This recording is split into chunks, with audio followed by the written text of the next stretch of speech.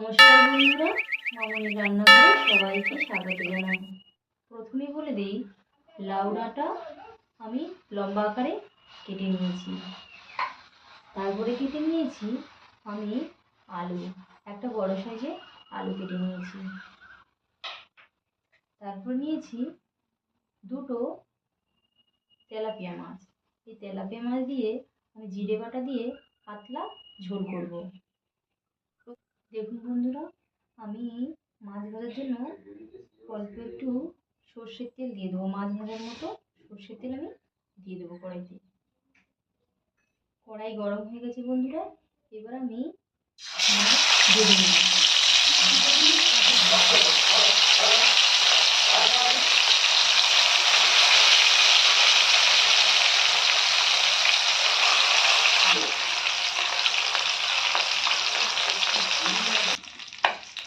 মাছ ভাজা হয়ে গেছে বন্ধুরা, এবার তুলে নেবো।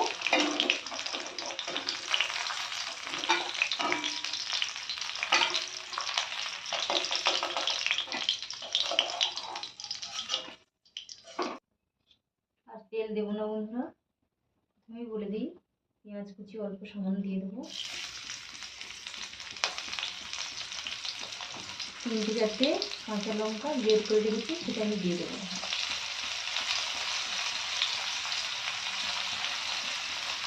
সামান্য নুন অ্যাড করবো।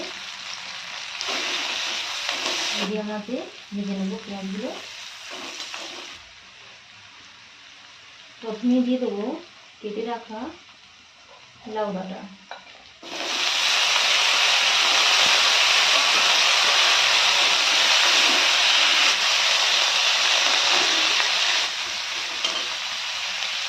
দিয়ে দেবো আলু।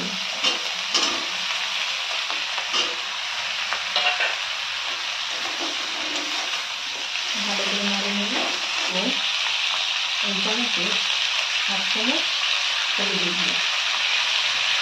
দিয়ে দেবো পরিমাণ মতো নুন।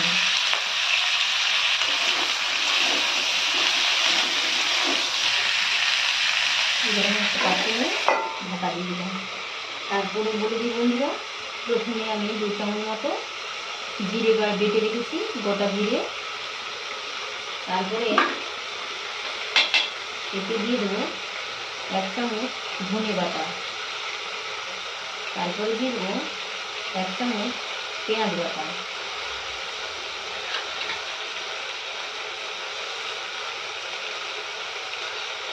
ভালো করে মিশ্রণটাকে মেখে নেব।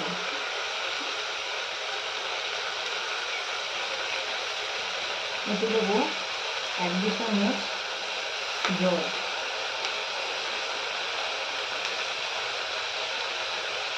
ভালো করে মেখে রেখে দেবো। ভালো করে সবজিগুলো নাড়িয়ে দেবো।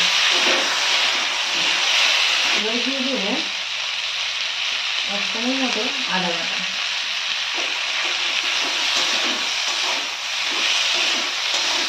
দিয়ে দেবো। প্রথমে নেবো 1 বাটি জল দিয়ে দেবো।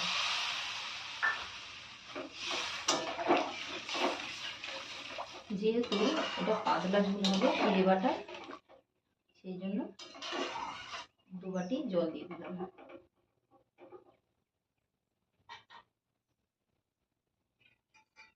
এবার আমি ঢাকা দিয়ে দেবো।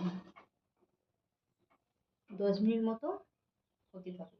এবার ভেজে রাখা মাছগুলো দিয়ে দেবো।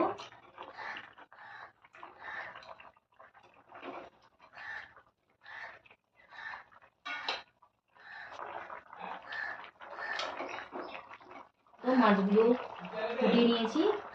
তারপরে বলে দিই বন্ধুরা, জিরে ধনে আর পেঁয়াজ বাটা আলাদা করে বেটে রেখেছিলাম। মিশ্রণটা আমি জলের মধ্যে দিয়ে গুলিয়ে রেখেছিলাম। ভিন্নভাবে বলে দিই বন্ধুরা, অনেকে ভিন্নভাবে ভিন্ন স্বাদেই রান্না করে, এটা সম্পূর্ণ আলাদা। সেই জন্য ভালোভাবে আমি যেভাবে দেখাচ্ছি বন্ধুরা, সেইভাবে আপনারা বাড়িতে বানিয়ে খাবেন, ভালো লাগবে। আমি তারপরে মিশ্রণটি ঢেলে দিচ্ছি। নামানোর ঠিক 2 মিনিট পরে ফুটিয়ে নামিয়ে নেবেন। ভাবছেন গন্ধ করবে কিনা? একদম গন্ধ করবে না বন্ধুরা। আপনারা আমি যেভাবে বলে দিচ্ছি সেইভাবেই আপনারা বাড়িতে বানাবেন। 2 মিনিট মতো ঢাকা দিয়ে দেবো। এরপর ঢাকা তুলে দেখবো।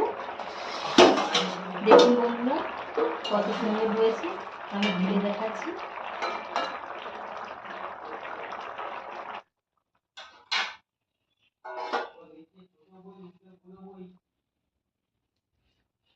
দেখুন বন্ধুরা কত সুন্দর হয়েছে, ডাঁটা আলু আর মাছ দিয়ে জিরে বাটার পাতলা ঝোল। ভালো লাগলে লাইক কমেন্ট শেয়ার করবেন, আমার চ্যানেলটিকে সাবস্ক্রাইব করবেন। নতুন নতুন ভিডিও দেখার জন্য অনুরোধ রইল। এখান থেকেই আমি শেষ করছি।